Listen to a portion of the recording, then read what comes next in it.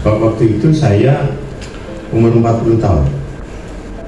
Semestinya saya tidak ingin main, tetapi Papa itu Pak Kusuma minta saya bermain.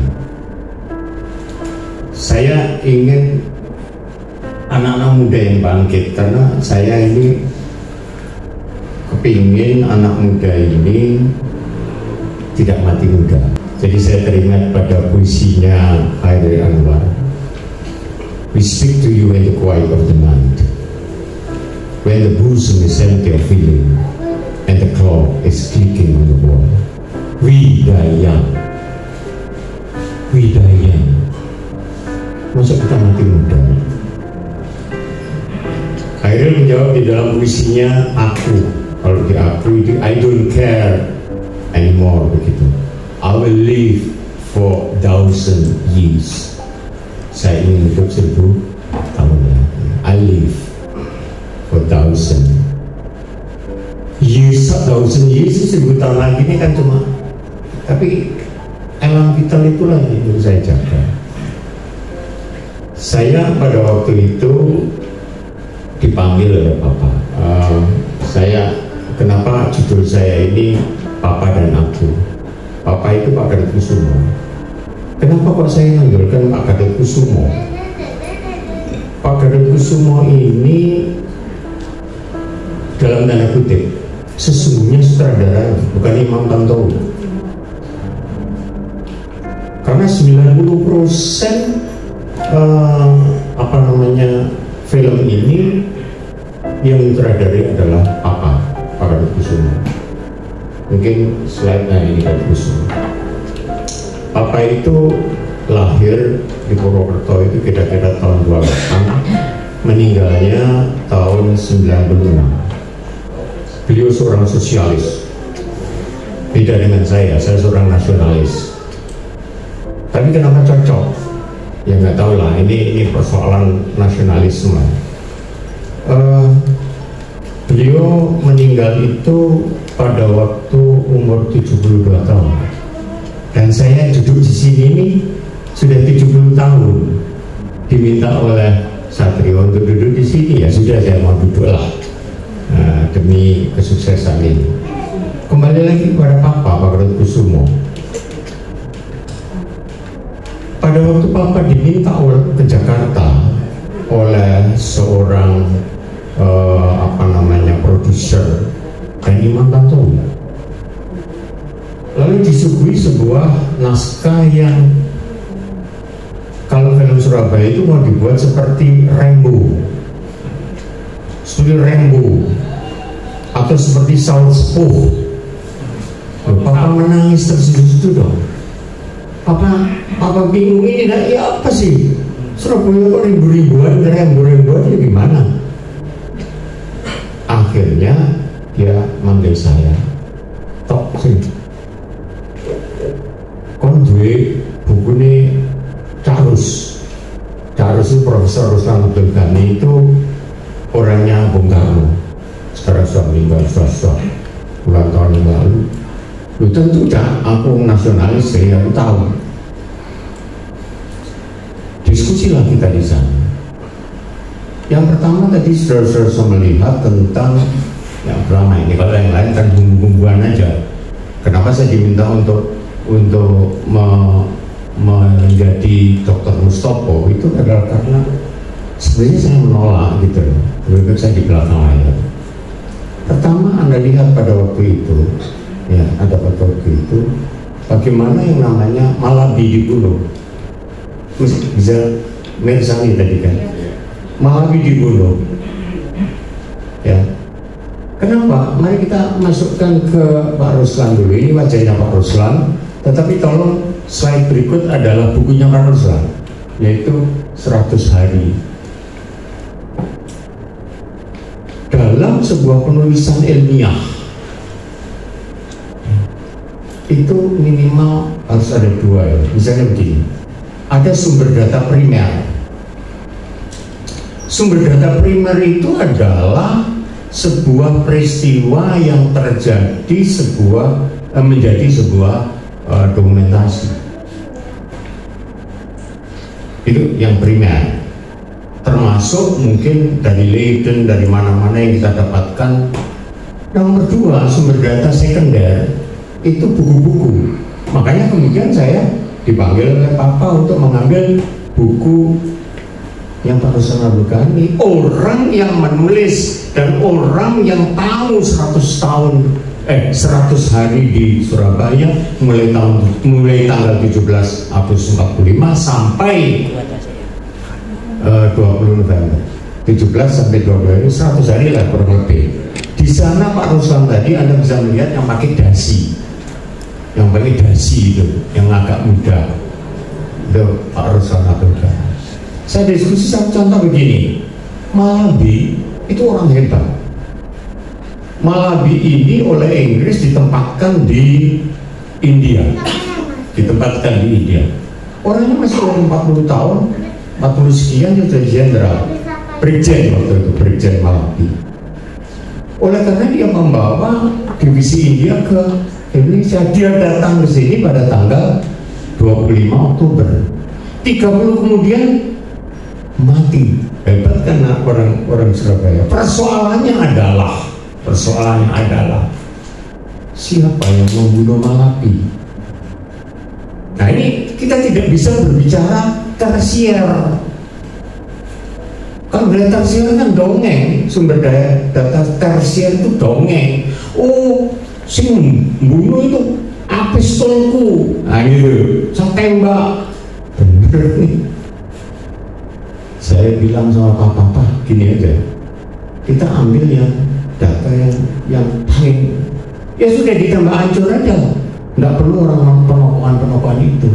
Termasuk siapa yang menyobek bendera merah putih di LMS, si Fulan, si A, si B, itu sumber data tersier. Gak bisa kita menggunakan sumber data tersier. Makanya mohon maaf saya potong dulu, ketika saya membuat sebuah YouTube tentang Sisi Lain Gajah Mada,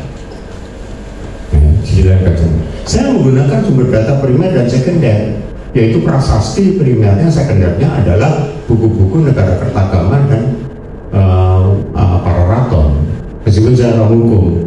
Di sana dimunculkan, gitu loh, bagaimana Gajah Mada, kejelekan Gajah Mada di dalam prasasti itu, dan kita bisa baca di Kalangwan. Nah, kita bisa membaca 100 harinya Bapak kita Ruslan Abdul-Ghani. Kenapa Papa mengambil saya?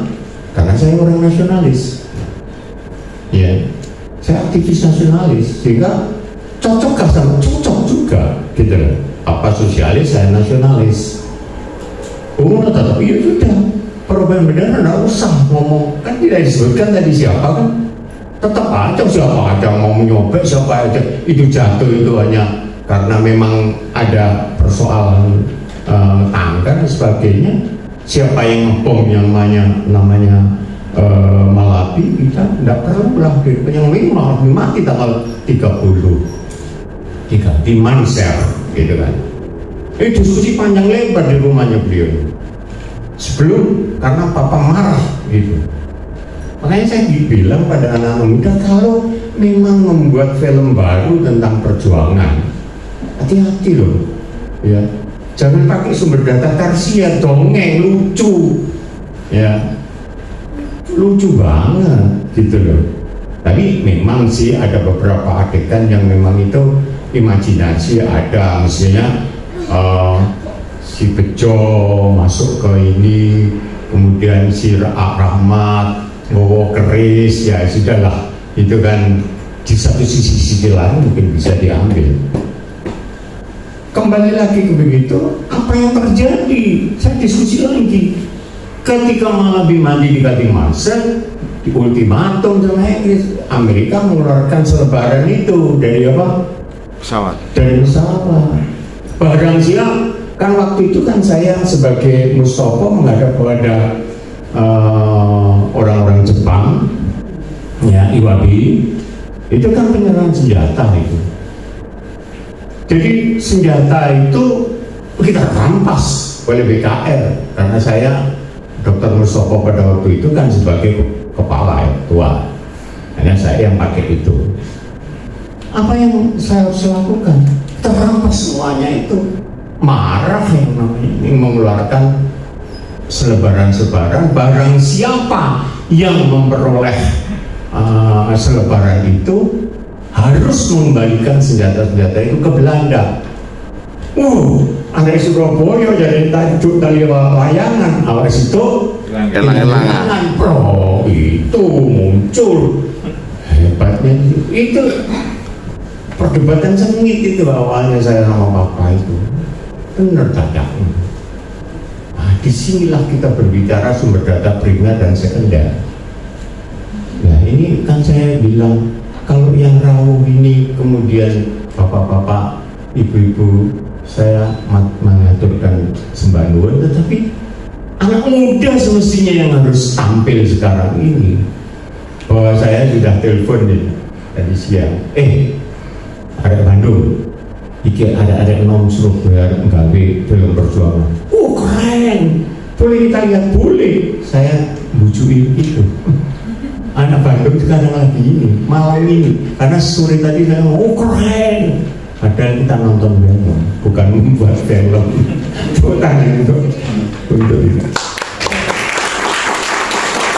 Nah, itu ini Papa itu sesungguhnya sutradara yang sesungguhnya. Karena apa? Coba aja lihat itu. Sutradaranya, gitu. Penulis cerita asli, penulis skenario, kemudian sutradara pembantu. Ini Papa semua. Dan saya tahu persis karena Papa ini sama saya itu ya guru, ya tempat marah, ya tempat macam-macam.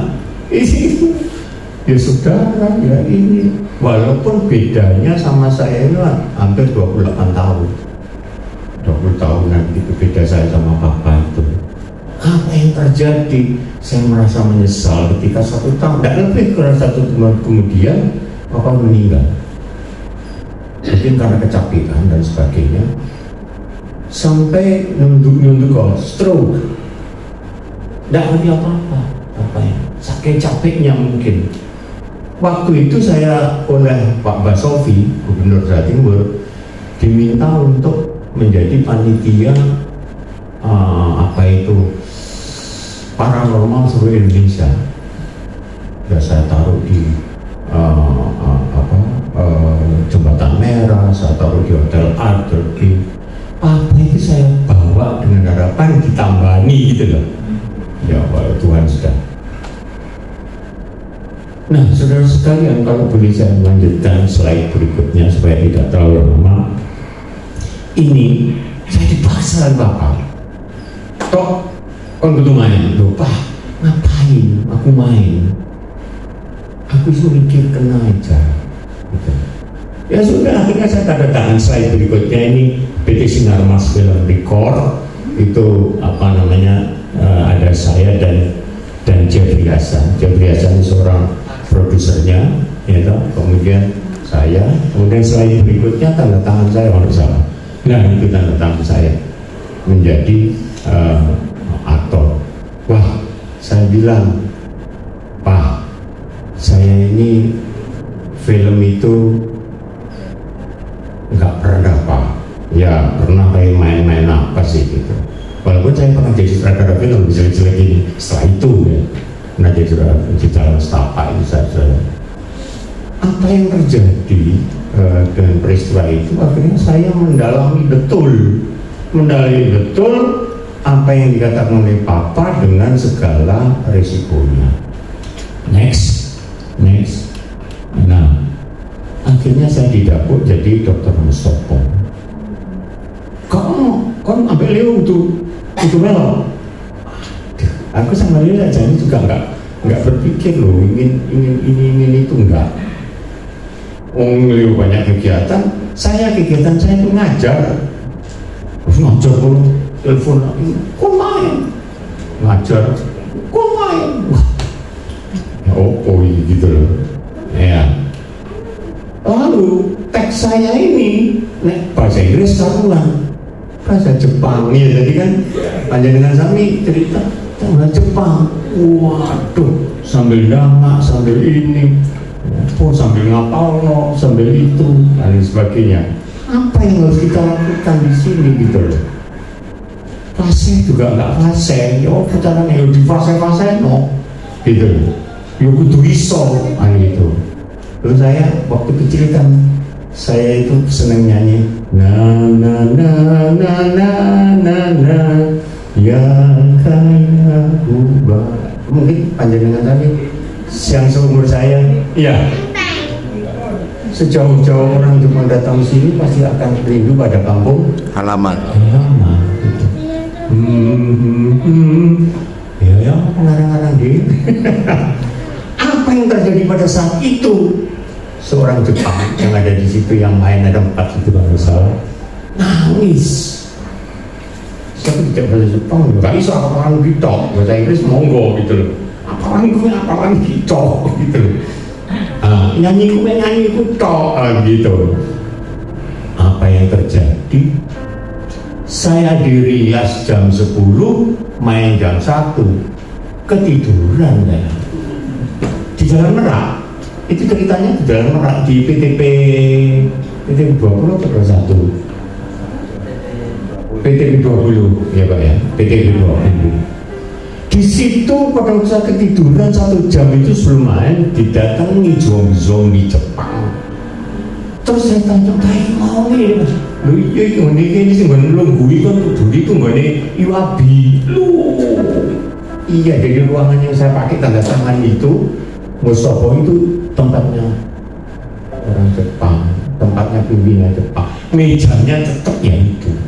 Enggak cuma aku ingin Pak, ini loh Bapak enggak kayaknya aku ini deh, aku udah ngomong itu. Tapi bayangin, habis itu pulang lagi ngajar sore, pagi, nggak jadi uang saya, nggak jadi orang. Ya untung sekarang ini jadi uang. Nah itu dulu sudah jadi uang.